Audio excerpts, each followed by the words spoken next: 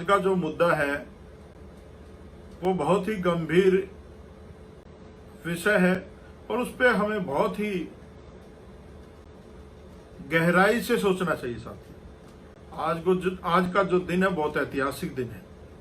आज ही के दिन 31 जुलाई सन 1957 को पंचकुया वाल्मीकि आश्रम के पास एक हड़ताल हुई थी सफाई कर्मचारियों की।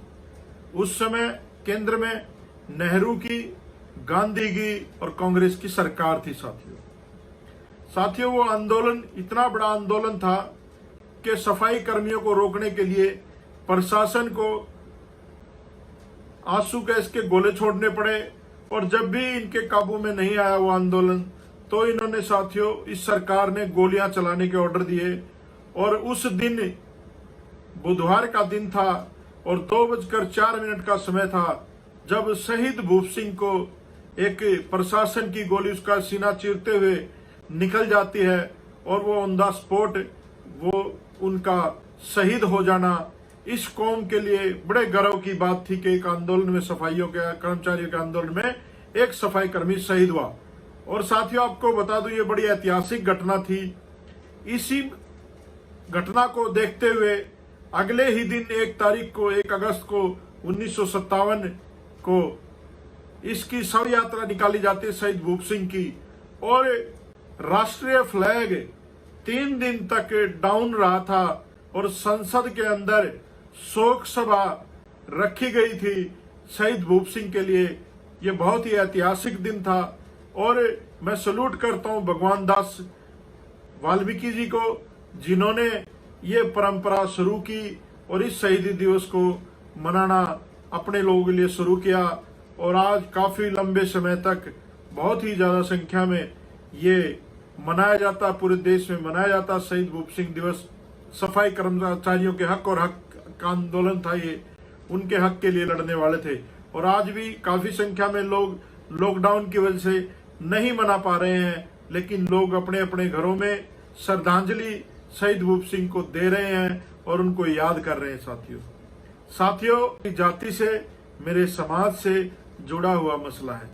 मैं सबसे पहले इस समाज में जन्म लिया हूं, वाल्मीकि जाति से हूं, तो मेरा फर्ज बनता है कि मैं इस समाज की दबी कुचली आवाज को बुलंद करने के लिए इसकी आवाज उठाऊं। साथियों आज एक और महान बहुजन योद्धा का शहादत दिवस है जिसने लंदन में जाकर के जनरल डायर को, हत्यारे को गोली मारने का काम किया था। साथियों जब जलियांवाला बाग का कांड हुआ उसमें बहुजन समाज के लोगों की मीटिंग हो रही थी और छोटा सा था उधम सिंह पेड़ में बैठा हुआ देख रहा था जब उनके पिताजी की सीने पे गोलियां लग रही थी। क्योंकि साथियों उस समय भी बहुजन समाज के लोग वहां पर मीटिंग कर रहे थे।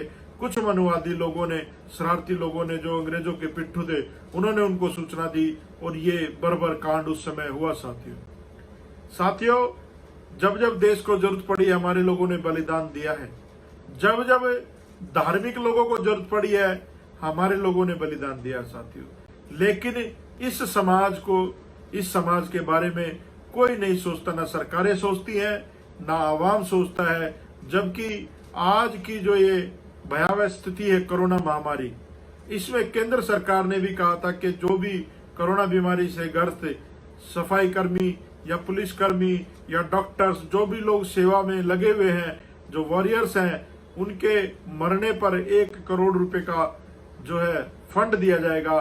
दिल्ली में लालाजी की सरकार है, लालाजी ने अभी तक किसी भी कर्मचारी को 1 करोड़ रुपए देने का काम नहीं किया, बल्कि उल्टा इनका जो पेशा है, जो सफाई कर्मचारी का पेशा है, उसको पूरे देश में ठेकेदारी पे ले जाने का काम साथियों किया जा रहा है। और दिल्ली में तो इतनी नालायक सरकार है, मैं आपको क्या कहूं।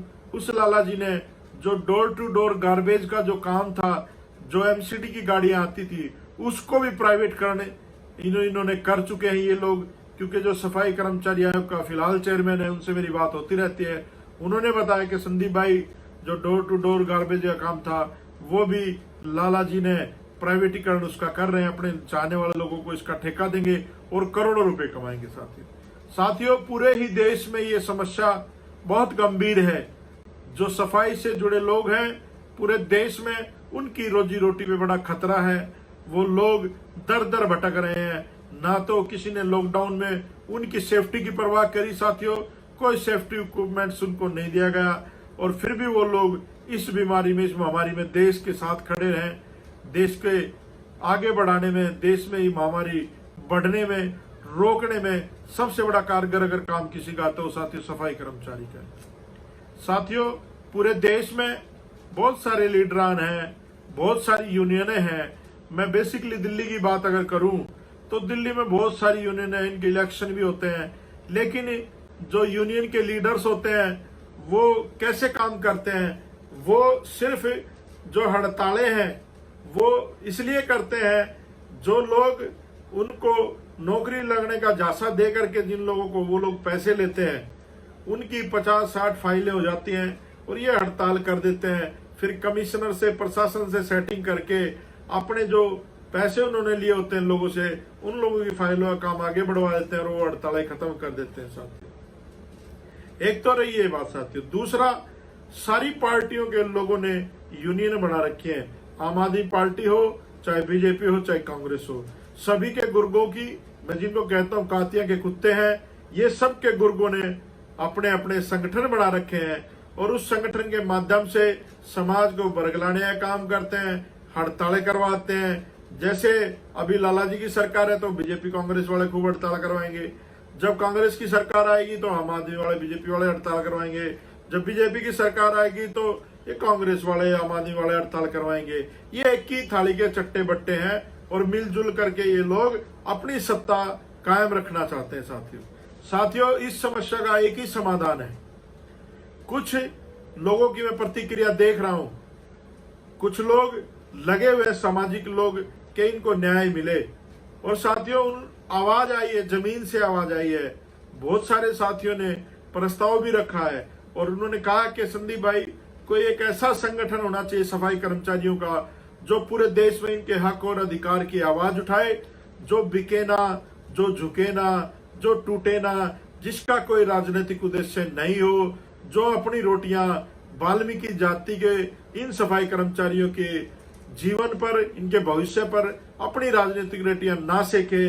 ऐसा कोई संगठन समाज का पूरे देश में होना चाहिए ताकि इन लोगों के हक और अधिकार की लड़ाइयां लड़ी जाए। साथियों मैं भी काफी लंबे समय से इस पे विचार विमर्श कर रहा था।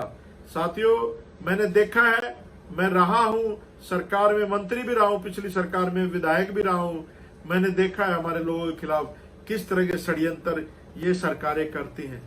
उनको समय पर सैलरी ना देना, उनका पेंशन का पैसा ना देना, रिटायरमेंट के टाइम पे उनकी रिटायरमेंट ना देना, और साथ ही उनको वर्षों लग जाते हैं अपने हक और अधिकार के लिए लड़ने के लिए, उनको पाने के लिए। उसके लिए भी साथियों उनको कलरक से लेकर के कमिश्नर तक रिश्वत देनी पड़ती है अपने ही हक और अधिकार के पैसे लेने के लिए। तो साथियों इन सारी समस्याओं को समाधान में रखते हुए मैंने एक निर्णय लिया है, क्योंकि हम लोग पूरे देश में बहुजन समाज की लड़ाई लड़ रहे हैं और मैं ये चाहता हूं कि इस समाज की लड़ाई पढ़े लिखे लोग लड़े, क्योंकि जो लोग यूनियन बना के बैठे हैं मुझे नहीं लगता कि वो ज्यादा शिक्षित लोग हैं। साक्षर हो सकते हैं लेकिन शिक्षित मुझे नहीं लगता। मुझे ये लगता है कि राम रक्षा के बाद शायद ही कोई ऐसा यूनियन लीडर है जिसने सामाजिक हितों के लिए अपने भविष्य की परवाह ना करी। इंदिरा गांधी जैसी निरंकुश शासक को भी टक्कर दी, जवाहरलाल नेहरू जैसे लोगों को टक्कर दी, जिसका कारण हमारे शहीद भूप सिंह को उस आंदोलन में शहीद होना पड़ा साथियों। और आज इस शहीदी दिवस पर ही मैं साथियों एक संगठन बना रहा हूं जो सफाई कर्मचारियों की लड़ाई लड़ेगा साथियों। और साथियों जो ईमानदार लोग हैं उनका स्वागत है, लेकिन बेईमान लोग भी आएंगे, वो निकल जाएंगे क्योंकि उनकी इच्छा यहाँ पर पूरी नहीं होगी। तोड़फोड़ मचाने के लिए अपने ही समाज के लोगों को भेजा जाएगा इन राजनीतिक पार्टियों की तरफ से, और हमारे लोगों को, हम लोगों को बदनाम करने का भी पूरा प्रयास किया जाएगा। लेकिन मैं समाज के लोगों से, जो सामाजिक लोग हैं, जो लोग समाज हित में अपना जीवन लगाए हैं, उन लोगों से अपील करता हूं कि वो लोग इस संगठन में ज्यादा से ज्यादा संख्या में बढ़ चढ़ करके हिस्सा लें साथियों। साथियों, बड़ा ही सोचने समझने के बाद हमने इस संगठन का नाम रखा है। और साथियों, इसमें सिर्फ सफाई कर्मचारी नहीं, और भी जो लोग मजलूम हैं, मजदूर हैं, उन लोगों के हक और अधिकार की लड़ाई भी हमें लड़नी पड़ी तो हम लोग लड़ेंगे साथियों। और साथियों, ये एक ऐसा नाम है जिसको सुन के आपको अच्छा भी लगेगा और आपको लगेगा कि हाँ, सही में आज कोई सार्थक काम की शुरुआत हुई है। साथियों, इस संगठन का नाम है सफाई मजदूर स्वतंत्र मोर्चा भारत। सफाई मजदूर स्वतंत्र मोर्चा भारत ये पूरे देश में काम करेगा साथियों। तकरीबन हम लोगों ने नॉर्थ इंडिया में, आपको मैं बताऊं, हरियाणा, पंजाब, दिल्ली, राजस्थान, उत्तर प्रदेश, मध्य प्रदेश, इन जो स्टेट्स हैं, इनमें साथियों संगठन का काम बहुत जल्दी पूरा हो जाएगा और आपके सामने सूची भी रख दी जाएगी। इसका सारा का सारा जो सोशल मीडिया का काम है वो भी साथियों हमने संगठन के लोगों को सौंप दिया है। सारा का सारा हम लोग बिल्कुल हाईटेक तरीके से ये लड़ाई लड़ेंगे। और अगर कोई यूनियन, जो अभी मौजूदा यूनियन है, अगर कोई ये चाहता है कि मैंने ईमानदारी से काम करना है, समाज का काम करना है, तो उसका स्वागत है, वो लोग आए और जिम्मेदारी लें साथियों। और साथियों, अब मैं बताना चाहता हूँ और चेताना चाहता हूँ इस दिल्ली के निरंकुश शासक को, लाला जी को, कि अब तेरे ज्यादा दिन नहीं है भाई। अब बहुजन समाज के लोगों को समझ में आ चुकी है कि अब राजनीतिक सत्ता के बगैर, राजनीतिक चाबी के बगैर कोई भी ताला खुलने वाला नहीं है। लाला जी, आपने बड़ा सुनियोजित तरीके से इन लोगों को धोखा दिया, झाड़ू का चुनाव चिन्ह लिया और उन्हीं झाड़ू वालों को, जो लोग इसमें काम करते हैं, उनको हाशिए पे लाकर खड़ा कर दिया साथियों। ये बहुत सोची समझी साजिश है। आपको बता दूं, पूरे देश में जो ये प्राइवेटीकरण किया जा रहा है इस पैसे का, ये बड़ा सोच समझ के किया जा रहा है। सरकारी जब ये होता है तो लोगों को, हमारे लोगों को 25-25, 30-30 हजार, 40-40 हजार, जो पुराने लोग एमसीडी में आज भी हैं 45-45 हजार रुपए तनख्वाह ले रहे हैं साथियों। प्रमोशन भी होता है साथियों। और उस पैसे से उनके बच्चे अच्छी शिक्षा ग्रहण करते हैं। और जब बच्चा अच्छी शिक्षा ग्रहण करता है तो वो देश की प्रशासनिक ताकतों में चुन करके आता है। आपने देखा बहुत सारे उदाहरण। अभी एक बिहार की बेटी, झोपड़ी में रहने वाली, आईएएस टॉप किया उसने, और ये लोग बात करते हैं मेरिट की, है ना। तो हमारी मेरिट में अगर आना ही आपको, तो आपके आगे सबसे बड़ा उदाहरण है बाबा साहब अम्बेडकर। बाबा साहब अम्बेडकर को स्कूल में बैठ के पढ़ने का अधिकार नहीं था, बाहर बैठ के पढ़ते थे। और उसी बाबा साहब अम्बेडकर ने एक ऐसा संविधान रचा जिससे ये प्रबुद्ध भारत, मजबूत भारत और ये सोने की चिड़िया बन सकता था।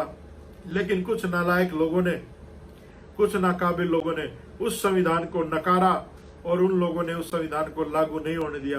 बाबा साहब अम्बेडकर ने कहा था कि मैं जिनके हाथ में संविधान सौंप रहा हूं, अगर उनकी नीयत ठीक हुई तो ये संविधान ठीक साबित हुआ, अगर नई नीयत ठीक हुई तो संविधान ठीक साबित नहीं होगा। तो आज साथियों संविधान की धज्जियां उड़ाई जा रही हैं।